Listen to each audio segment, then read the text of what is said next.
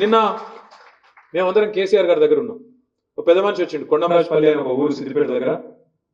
మాధవరెడ్డి గారు అని మాజీ సర్పంచ్, పెద్ద ఆయన, ఒక 75-80 ఏళ్ళకు ఉంటాడు. ఆయన చెప్తున్నాడు, అన్న మీ ఊరి కాడ ఎంతుండేనే పొలం విలువ ఎంతుండే అంటే, కేసీఆర్ సార్ ఉన్నప్పుడు 30 లక్షలు ఉండే అన్నాడు. ఇప్పుడు ఎంత ఉంది అన్న? ఇప్పుడు ఏది ఎక్కడ ఉంది? 15 లక్షలు కూడా ఎవడు కొండలేడు, కొన్నటోడు లేడు, అమ్మేటోడు లేడు. 15 లక్షలు పడిపోయింది. నేను చెప్పేది కరెక్టేనా?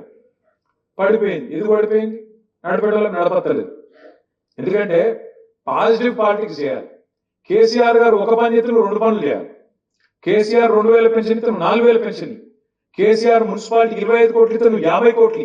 నీవు అట్లా చేసి గెలుచుకోవాలి ప్రజల మనసు. కానీ ఈయన ఎట్లా ఉంటా?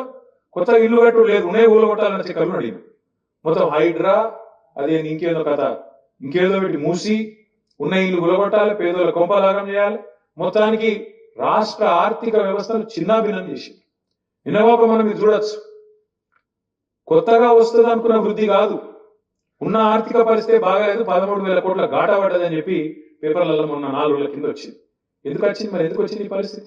మంచిగా ఉరుకులు పరుగుల మీద నడుస్తున్న రాష్ట్రం, అభివృద్ధి బాటలో ముందు కురుకుతున్న రాష్ట్రం ఎందుకు ఒక్కసారి బ్రేక్ పడ్డట్టు అయింది?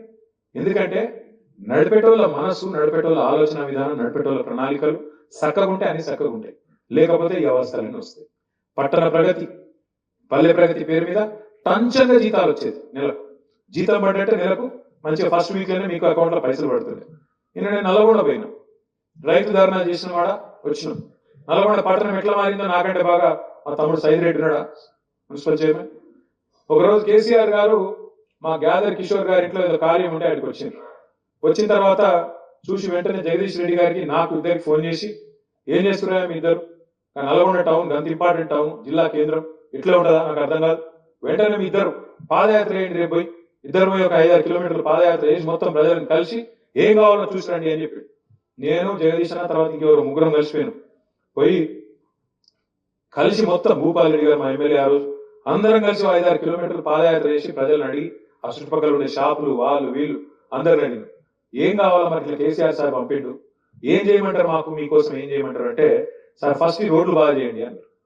ఈ రోడ్లు మొత్తం మెయిన్ రోడ్స్ అన్ని మంచిగా చేయండి అంటే 700 కోట్ల రూపాయలతో నల్లగొండ టౌన్ ని చరిత్రలో గతంలో మంత్రులు, కాంగ్రెస్ ప్రభుత్వంలో ఉండే సామంతులు ఎవ్వరు చేయని విధంగా అద్భుతంగా 700 కోట్ల రూపాయల అభివృద్ధి నిధులతో బాగా చేసి నేను నల్లగొండ ధర్నాకు పోయినా మళ్ళీ అదంతా చూసుకుంటా పోయినా. అదే రోడ్ల మీకు చూసుకుంటూ నవ్వుకుంటూ పోతున్నాం. మేము గతంలో మంత్రులు ఎవరు చేయలేదు, మనం చేసినాం అని సంతోషంగా పోయినాం.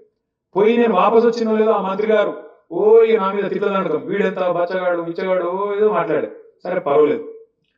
ఆ మంత్రి గారి స్టేట్మెంట్ ఒక దిక్కు వస్తుంది, కింద ఇంకో వార్త వస్తుంది. ఏంద్రా అని చూస్తే నల్లగొండ మున్సిపాలిటీలో అక్కడ ఉండే పారిశుద్ధ్య కార్మికులు, సఫాయి సిబ్బంది 4 నెలల నుంచి జీతాలు ఏమో ధర్నా చేస్తాను. ఒక గత గొప్పగా నిలవేవారు అంటే తిట్టేందుకు, నోరు వారేసుకున్నందుకు ఎంతనో వారేసుకోవచ్చు, నోరే కదా. కానీ పని చేయాలంటే సొంత మంత్రి నియోజకవర్గంలో నల్లగొండ మున్సిపాలిటీలో 4 నెలల నుంచి జీతాలు లేవు మున్సిపాలిటీ. ఆ మంత్రికి సోయి కూడా లేదు. ఇక ఆయన మంత్రి ఇంకా బలమైన తిట్టుడు, బచ్చగాడు, ఇట్లా అట్లా. నేనేమంటున్నా అంటే తిట్టుడు ఈజీ, నోరు వారేసుకున్నాడు ఈజీ, కానీ పని చేసుడు కష్టం.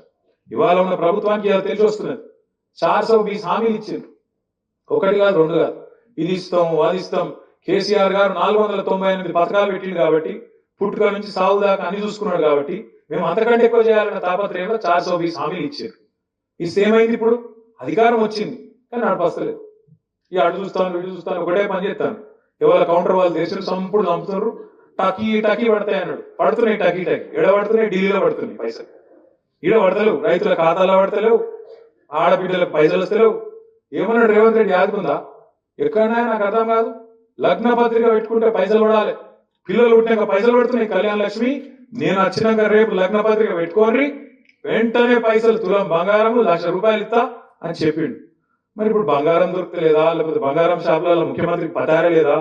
ఒక్కళ్ళకన్నా వచ్చినాయా బంగారం, తులం బంగారం? ఎవ్వరకు రాలే. ఇట్లా 1 కాదు 2 కాదు, 420 హామీలు, 420 హామీలు ఇచ్చి నిన్నటితో కరెక్ట్ గా 420 రోజులు గడిచింది. అందుకే నిన్న మన వాళ్ళందరూ ఎక్కడోళ్ళు అక్కడ మహాత్మా గాంధీ పోయి దండం పెట్టి చెప్పారు, అయ్యా గాంధీ గారు, మరి నీవు మరణించిన రోజు ఈరోజు నీ వర్ధంతి అయినప్పటికీ మీకు విజ్ఞప్తి చేస్తున్నాం, ఆ డూప్లికేట్ గాంధీ ఎవరైతే ఉన్నాడో రాహుల్ గాంధీ, ఆయన మనసులకు కళలకు పోయి ఆయనకు చెప్పు, రాహుల్ గాంధీ గారు వచ్చి రేవంత్ రెడ్డికి ఆదేశం ఇచ్చినట్టు ఆయనకు బుద్ధి చెప్పు అని చెప్పి నిన్న మన వాళ్ళందరూ కూడా బ్రహ్మాండంగా కార్యక్రమం నిర్వహించారు. మీ అందరు కూడా హృదయపూర్వకంగా అభినందనలు. నేను చివరిగా ముగించే ముందు మీ అందరితో ప్రార్థన చేసేది ఒకటి, పదవి అయిపోవచ్చు కానీ ప్రజల అభిమానం మాత్రం మీ మీద పోలేదు, ఖచ్చితంగా ఉంటది. మీరు కూడా ప్రజలతో కలిసి ఉండాలి. చైర్మన్లు, వైస్ చైర్మన్లు, కౌన్సిలర్లు దయచేసి ప్రజల్లోనే ఉండండి. రేపు ఎలక్షన్ మళ్ళీ పెట్టక తప్పది, ప్రభుత్వానికి తప్పకుండా పెట్టాల్సి వస్తుంది. రాబోయే 2 నెలలను పెట్టాల్సి వస్తుంది.